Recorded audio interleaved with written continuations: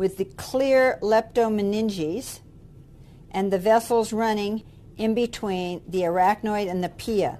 The cerebral spinal fluid has leaked out through the cisterns, and so the subarachnoid space is no longer visible unless I move the brain, but it's very, very soft. Notice, it's totally squishy. It's the consistency, it's much softer than most of the meat you would see in a market. So if I were to pinch this in either way, I could easily damage this with my thumb.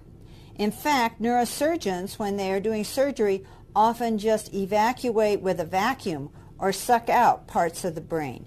This string here has been placed around the basilar artery so it can be suspended in a bucket of formaldehyde in order to denature the protein and harden it.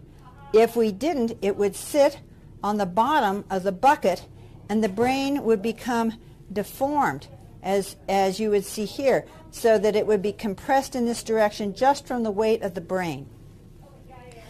So that points out one of the purposes of the cerebral spinal fluid is to float the brain inside the calvarium and act as a cushion.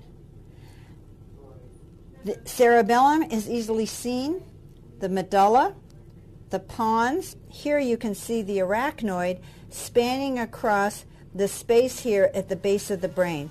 The optic nerves are very obvious, as are the olfactory nerves.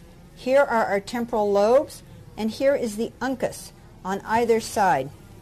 The uncus, remember, is the most mesial part of the temporal lobe.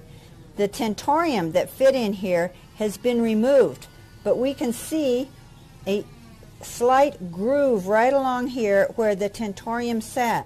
So there is no evidence in this brain of any of the temporal lobe herniating medially over the edge of the tentorium. It's a beautiful specimen. Unfortunately, this cancer patient died of